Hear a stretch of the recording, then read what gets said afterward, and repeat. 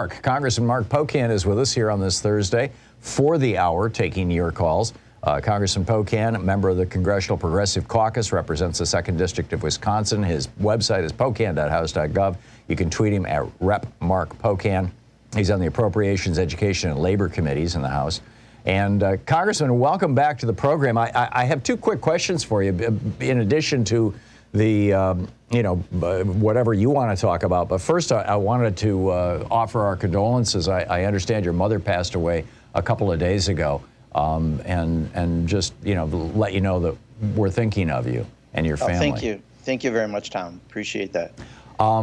My questions are, the January 6th committee says that it has evidence showing Donald Trump committed crimes. This is the first time that an official body has used the word crime and the word Trump in the same sentence, outside of a prosecutor. At least the first time, is, to the best of my knowledge, the January 6th committee has.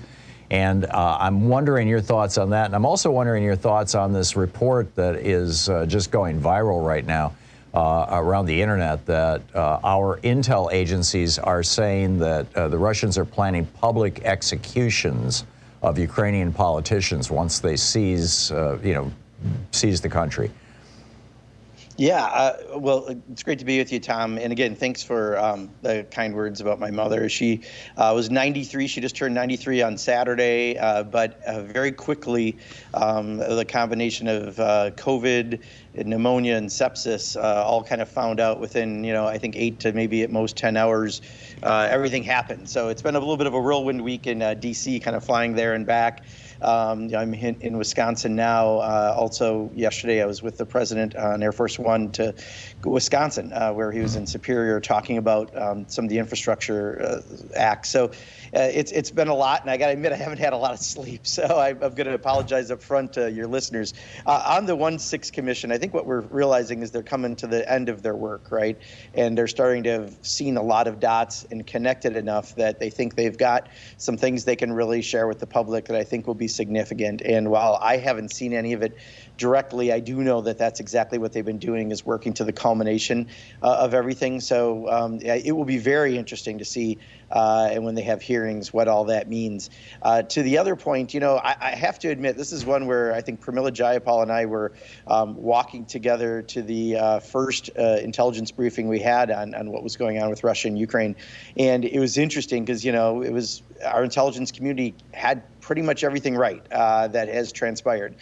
Despite all the denials of Russia and everything that was happening, everything they said turned out to be very true. This most recent, if it turns out to be true, it very likely could, given this, what the success of their intelligence has been.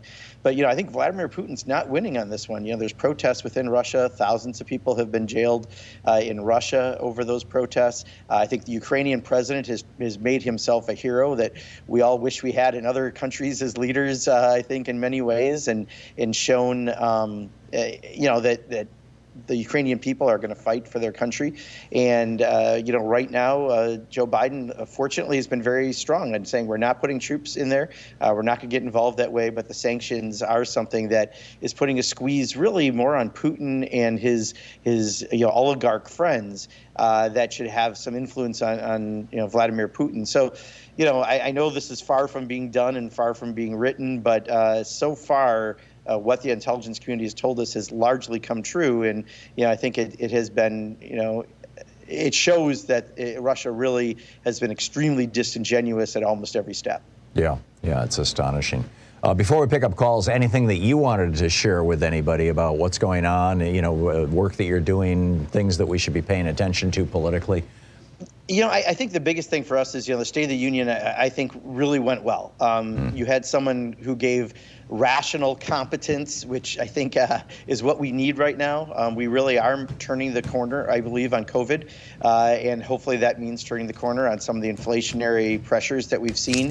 And if we can get to the point that we can talk about what we've done for the American people in the last couple of years, from the American Rescue Plan that put money in people's pockets and shots in people's arms, kids back into school safely, people into jobs, and the infrastructure bill that yesterday I was with the president in Wisconsin, in Superior, Wisconsin, the very top top of the state. I think it was 10 degrees when we landed, or when we took off, and a lot of snow on the ground. But there's a bridge that connects Wisconsin and Minnesota. That's $1 billion project that is part of that infrastructure bill. We've heard presidents and administrations talk about infrastructure, infrastructure day, infrastructure week. Well, now we have an infrastructure decade, as the president said. We actually have money and resources to do that. And I think, when people really get a chance to look at what Joe Biden has done and what the Democrats have done in the House and Senate, knowing we have much more to do with very tight margins, I think we've got a good case to make. Yeah, absolutely. And I thought it was a great speech. His struggle with his stutter notwithstanding, I thought it was absolutely brilliant. Yeah. So let's pick up some phone calls here. Clay in Vicksburg, Mississippi. You are on the air with Representative Pocan. Hi, I hope my phone's working all right. It sounds fine. It sounds fine, Clay. Okay. I have an issue with these companies that if you have a service and they want to require you to opt out of something that they want to charge you for, that should be illegal. For example? Well, I occasionally will take a credit card payment for my business, and the credit card payment processors, I might do it once or twice a year, and they were providing statements on some website. I'd never seen a statement, and they claimed that they had notified me that I was going to start getting charged for something unless I opted out, and I never saw anything like that. I see. Thank you, Clay. Congressman? All right, yeah.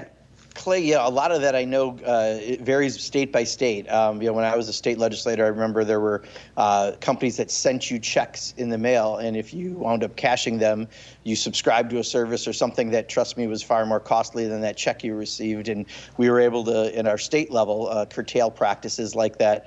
But I know there's other opt-in, especially now online and with apps. You sign up for an app, and they're going to continue to bill you, and you don't even know where to stop the billing.